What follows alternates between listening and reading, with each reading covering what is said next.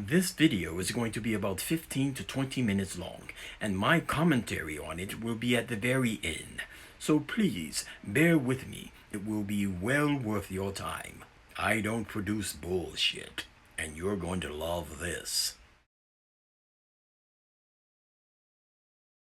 So a lot of us have already heard Kendrick Lamar's Not Like Us, right?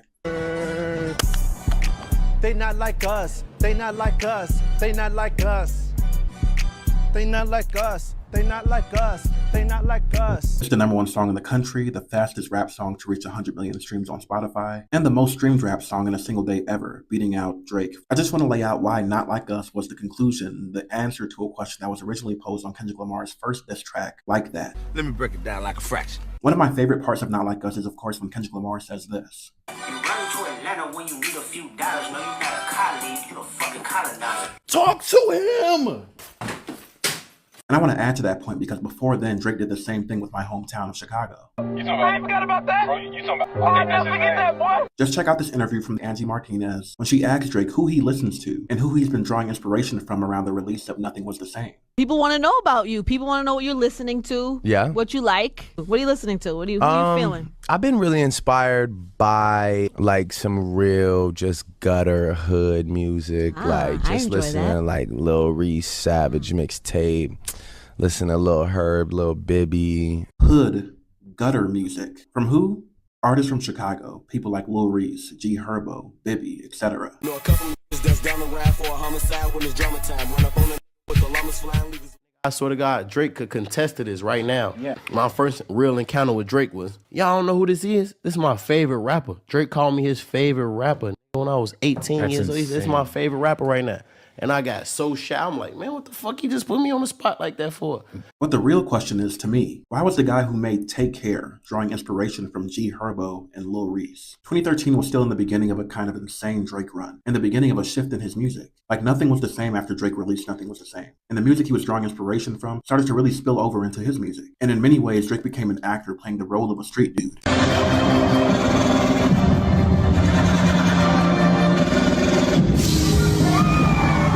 Cases on me for $500,000 each. I find peace knowing that it's harder in the streets. I know. Have you ever played? Have you ever? Okay, let's play. Have you ever paid $500,000 like to an open case? After Nothing Was the Same, he went on to release If You're Reading This It's Too Late, and What a Time to Be Alive, the mixtape with Future, where he's really leaning into more of the street image. Pouring live from the gutter, I will buy this mother. It's not even a discussion.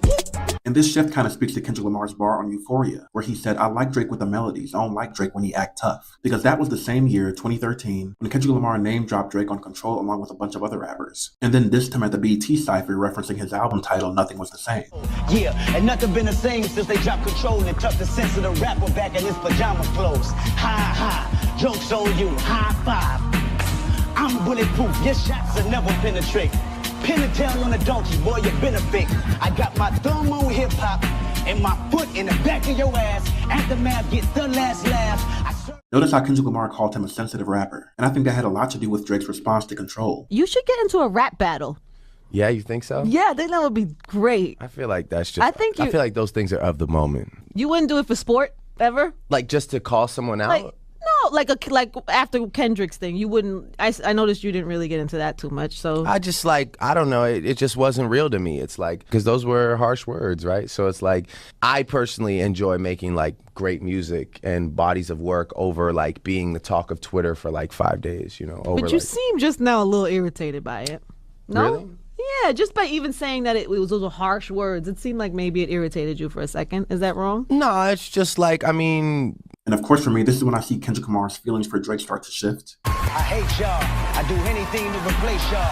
Shout out to Face Mom. Because after this, they never collaborated again. In working your way up and sort of building relationships, I wouldn't expect you to like throw all the relationships out the door for the sake of, like I said, being like the talk of the internet for 10 days. And that, because there's a lot of people that were mentioned that I feel like can't really go back and fuck with that guy after that. You know what I'm saying?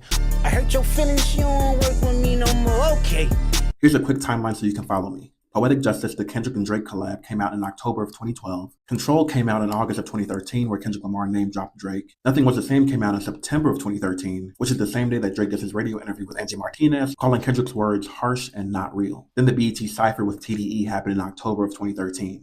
Yeah, and nothing been the same since they dropped Control and tucked the sense of the rapper back in his pajama clothes. These are some of the roots of the conflict. Moving on. On Drake's album, Nothing Was the Same, there was a song on there called Started From the Bottom, which I think is a song that connects directly to Like That, because Drake is making a claim on that song. I started from the bottom, now I'm here. He also makes the claim, I done kept it real from the jump. Say I never struggled, wasn't hungry, yeah, I doubt it. I remember conversations happening around this song because a lot of people felt like Drake didn't start from the bottom. He grew up in a relatively affluent neighborhood, had soccer practices, a bar mitzvah, and this is a background he originally planned to take advantage of, as evidenced, I think, by this earlier interview with Peter Rosenberg. Let's talk about you being Jewish real quick. Let's do that. Because a lot of people think that, like, Asher's Jewish.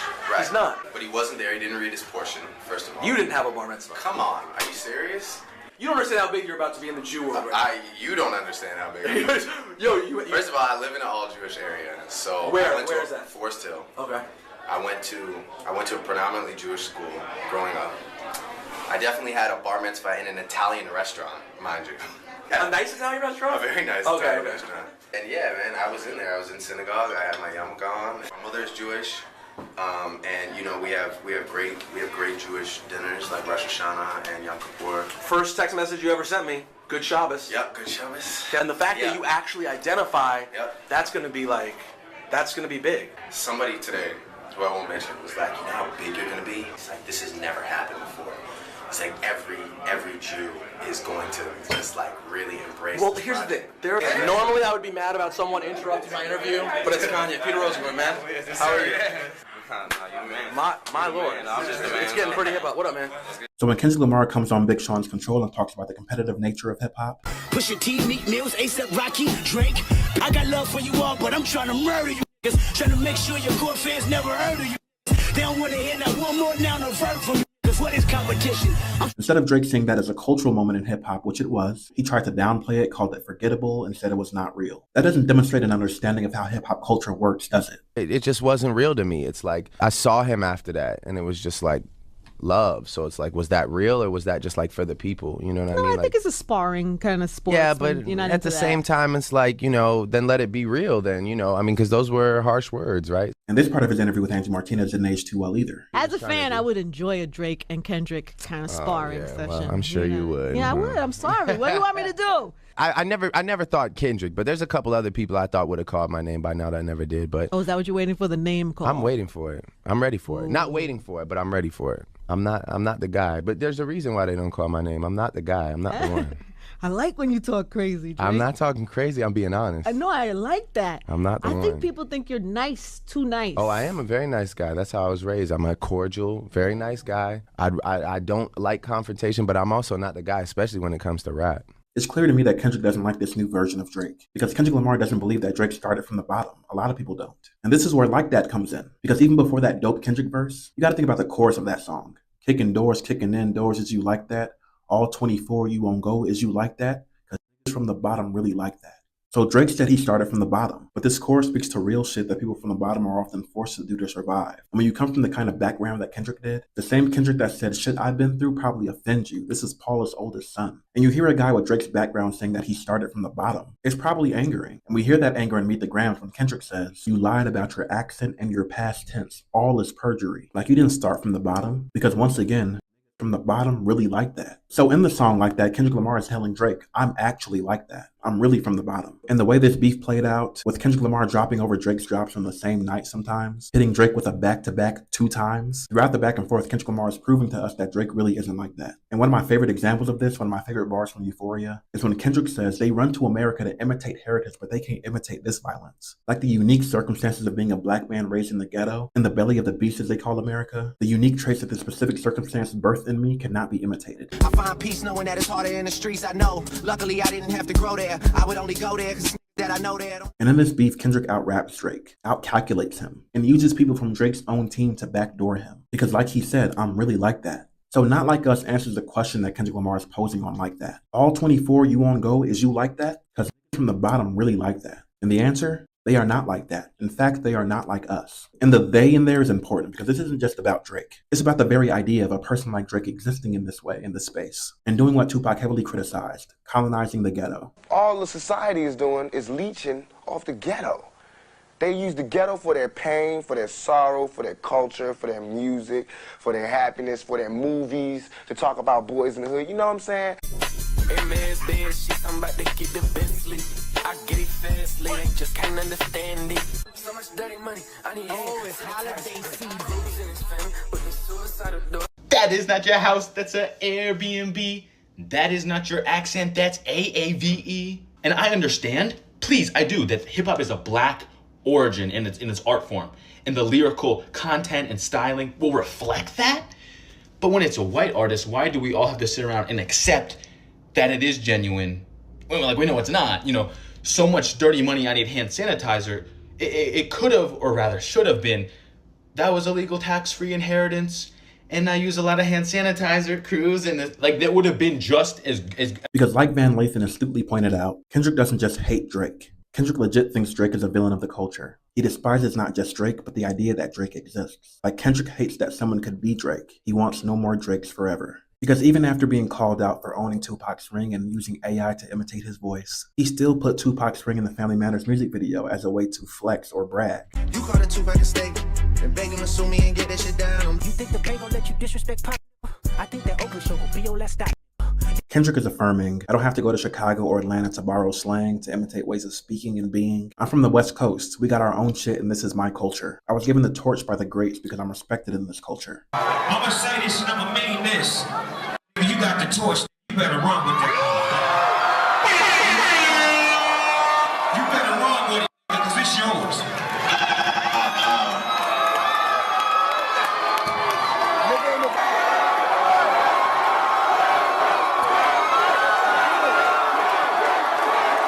I'm cut from the cloth. I'm Machiavelli's offspring, as he said. This hip-hop cultural shit, particularly this West Coast shit, is my inheritance. Meanwhile, Drake gotta lie to kick it, because Kendrick Lamar has a song by that title that talks about people lying about who they are in order to fit in. You assuming you can just come and hang with the homies, but your level of realness ain't the same. Circus acts only attract those that entertain. And he goes on to say, and the world don't respect you, and the culture don't accept you, but you think it's all love. And the girls gonna reject you once your parody is done. Damn. Feel free to share your thoughts in the comments. Love and liberation to you all, and as always, like and follow for more content. This is culture. This is not something you just play with, you know, get some few dollars and get out. You know, people live their lives to this music, period. You know, it's my partners in the hood right now that they listen to rap every day because it's the only thing that can relate to their stories and their tribulations. They live and breathe it.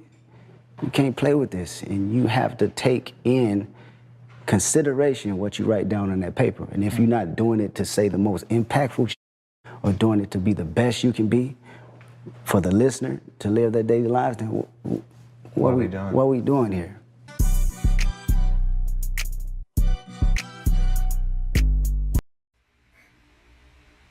He was never going to win. Don't misunderstand me.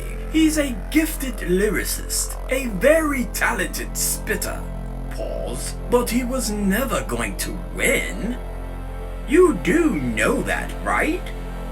Come on, you knew that, right? Well, it's been a full month since the fan from Canada, I like to say that, it's funny. Okay, I'll be politically correct. The fan from Canada exposed his neck to the fangs of the boogeyman and received that rude awakening to the truth that he is in fact not like us. I myself liken him to what would be defined as Player 1 in a virtual reality video game. And he, Aubrey Graham, uses his character Drake to search for, colonize, and gentrify the Easter eggs of hip-hop culture. I mean, if you follow his journey into and through his rise in the hip-hop world, you can actually see that he was, in fact, a colonizer. And he basically pointed that out in his own words in this video. Honestly, who do you think he was referring to when he stated someone today, who I won't mention, was like, you know how big you're going to be? And how every Jew is going to embrace you? Come on, who do you think he was referring to? Everybody knows he's talking about Lucian Grange, or as he's referred to by many, Drake's daddy. Pause. If you're a billionaire music executive and you want to push an outside of the culture agenda, Aubrey, you can do, well, look at Drake. That's the example. Well, if you need another example, what in the fuck was going on with that Sexy Red and BBL Drizzy crap? This is real life, people. BBL Drizzy did a feature on BBL Drizzy with the female that calls herself Sexy Red. How is that not the two bad bitches energy Kendrick was talking about? Drake proves that colonizers and their agendas are a real thing in that industry. And Sexy Red proves that the industry basically force feeds trash, garbage, refuse out into the world as music. And it's not. It's not music at all. I mean, the first 10 to 20 seconds of that shite, it hurts you.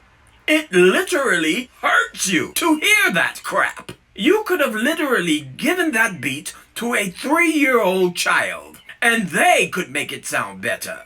Hey, you want proof? Hey! Hey! Hey! I get ring of love. Oh, the only the way around.